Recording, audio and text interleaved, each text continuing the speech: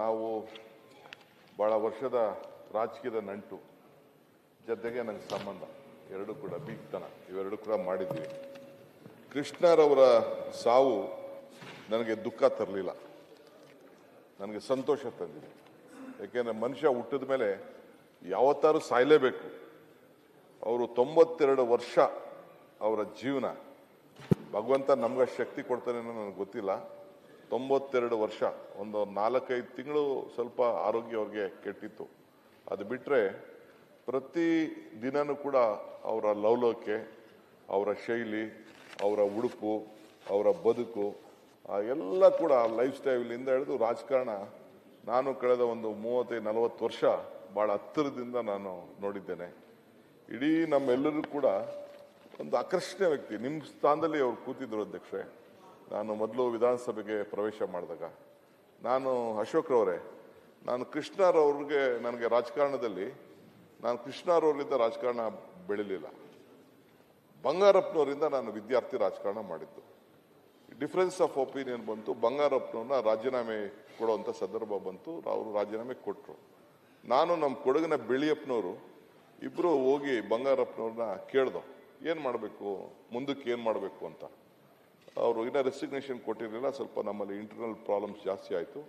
ಕೊನೆಗೆ ಇಬ್ಬರಿಗೂ ಬೆಳ್ಳಿಯಪ್ಪ ಇಬ್ಬರಿಗೂ ಬಂಗಾರಪ್ಪನ ಹೇಳಿದ್ರು, ನೀವಿಬ್ಬರು ಹೋಗಿ SM ಕೃಷ್ಣ ಜೊತೆ ಹೋಗಿ ಅಂತ ಹೇಳಿದ್ರು. ಆಗ ನಾನು SM ಕೃಷ್ಣ ಅವ್ರ ಜೊತೆ ಹೋದ್ರು.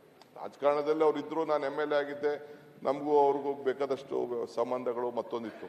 ಬಟ್ ಪೊಲಿಟಿಕಲಿ ನಾನು ಐಡೆಂಟಿಫೈ ಮಾಡ್ಕೊಂಡಿದ್ದು ಅವ್ರು ನೆಕ್ಸ್ಟು ಒಂದು ಪಾರ್ಟಿ ಮಾಡಿದ್ರು ಬಂಗಾರಪ್ಪನವರು. ಆವತ್ತು ನಮ್ಮನ್ನ ಬನ್ನಿ ಅಂತ ಕರೀಲಿಲ್ಲ, ಕೃಷ್ಣ ಅವ್ರ ಹತ್ರಕ್ಕೆ ಕಳಿಸ್ಕೊಟ್ರು.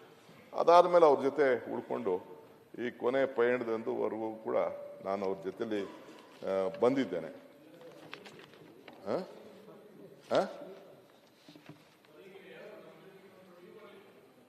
ನಾನು ಅವ್ರು ಕರೀಲೇ ಇಲ್ಲ, ಅವರು ಕರೀಲಿಲ್ಲ, ನೀವು ಕರೀಲಿಲ್ಲ. ನೀವು ಇಬ್ಬರು ಕರೆದಿದ್ರೆ ನೋಡ್ಬೋದಾಯ್ತು.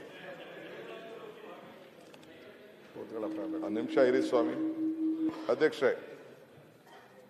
SM ಕೃಷ್ಣರವರಿಗೂ ನನಗೂ ಸಂಬಂಧ ತಮಗೂ ಎಲ್ಲ ಗೊತ್ತಿದೆ, ಬೇರೆಯವ್ರಿಗೆಲ್ಲ ಗೊತ್ತಿದೆ. ತಂದೆ ಮಗನ ಯಾವ ರೀತಿ ಪೋಷಣೆ ಮಾಡ್ತಿದ್ರು, ಅವ್ರ ಜೊತೆ ಸೇರಿದ ಮೇಲೆ ಇಲ್ಲಿವರೆಗೂ ಕೂಡ ಒಂದು 2-3 ವಿಚಾರದಲ್ಲಿ ನನಗೂ ಅವ್ರಿಗೂ ಭಿನ್ನಾಭಿಪ್ರಾಯ. ಅದನ್ನು ಏನು ಅಂತ ನಾನು ಇಲ್ಲಿ ಚರ್ಚೆ ಮಾಡೋಕ್ಕೆ ನಾನು ಹೋಗುದಿಲ್ಲ. ಕೆಲವು ತೀರ್ಮಾನಗಳು ಮಾಡಿದ್ದು ಸರಿ ಇಲ್ಲ ಅಂತ ನಾನು ಆವತ್ತೂ ಹೇಳಿದ್ದೆ, ಇವತ್ತು ಹೇಳ್ತೀನಿ, ಮುಂದಕ್ಕೂ ಹೇಳ್ತೀನಿ. ಆದರೆ ಬೇರೆ ರಾಜಕಾರಣದಲ್ಲಿ ನಾವು ನೋಡಿದ್ದೇವಲ್ಲ, ನಮಗೆ ಇಷ್ಟೋ ರಾಜಕಾರಣದಲ್ಲಿ ನಾವು ಸಾವನ್ನ ನಿಲ್ಲಿಸ್ಲಿಕ್ಕೆ ಸಾಧ್ಯ ಇಲ್ಲ. ಸಾವು ಎಲ್ಲರಿಗೂ ಬಂದೇ ಬರ್ತದೆ. ಎಂಥವರು ದೇವ್ರಿಗೂ ಬಂದಿದೆ, ಪ್ರಪಂಚದಲ್ಲಿ ಎಲ್ಲರೂ ಕೂಡ ಸಾವುಗಳು ಬಂದಿದೆ. ದೇವ್ರಿಗೂ ಕೂಡ ಸಾವನ್ನ ಇಲ್ಲದೆ ಇರ್ಲಿಕ್ಕೆ ಸಾಧ್ಯ ಇಲ್ಲ. ಎಂಥ ಕೊನೆಗೆ ಆಶೀರ್ವಾದಗಳು ಮಾಡಿದ್ರು ಕೂಡ ಸಾವೇ ಇಲ್ಲ ಅಂದ್ರೂ ಕೂಡ ಯಾರು ಸಾವು ನಿಲ್ಲಿಸಿಲ್ಲ. ಒಂದು ಕಡೆ ಬೇಕಾದಷ್ಟು ಪುರಾಣಗಳು ನಾವು ನೋಡಿದ್ದೇವೆ. ಹಂಗೆ ಇವತ್ತು ಆ ಬದುಕಿನಲ್ಲಿ ವಿವೇಕಾನಂದರು ಒಂದು ಕಡೆ ಒಂದು ಮಾತು ಹೇಳ್ತಾರೆ, ಸಾಧನೆ ಇಲ್ಲದೆ ಸತ್ತರಿಗೆ ಸಾವಿಗೆ ಅವಮಾನ, ಆದರ್ಶ ಇಲ್ಲದೆ ಬದುಕಿದರೆ ಬದುಕಿ ಅವಮಾನ ಎಂದು ಸ್ವಾಮಿ ವಿವೇಕಾನಂದರು ಹೇಳಿದರು. ಹಂಗೆ ಇವತ್ತು ಬಹಳ ಆದರ್ಶವನ್ನ ನಮಗೆಲ್ಲ ಬಿಟ್ಟು ಹೋಗಿದ್ದಾರೆ. ಅವರು ಏನು ಮಾಡಿದ್ರು ಅನ್ನೋದು ದೊಡ್ಡ ಬಹುಶಃ ಎಲ್ಲ ನನ್ನ ಸ್ನೇಹಿತರುಗಳು ಚರ್ಚೆ ಮಾಡಿದ್ದಾರೆ. ಅವರ ಕಾಲದಲ್ಲಿ ನಾನು ಮದ್ದೂರಲ್ಲಿ ಇದ್ರು, ಮದ್ದೂರಲ್ಲಿ ಇಂಡಸ್ಟ್ರೀಸ್ ಮಾಡಿದ್ರು, ಆಗದ ಕಾಲದಲ್ಲಿ ದೇವರಾಜರ ಕಾಲದಲ್ಲಿ, ಅದನ್ನೆಲ್ಲ ನಾನು ಹೇಳಕ್ ಹೋಗಲ್ಲ. ಆ 5 ವರ್ಷ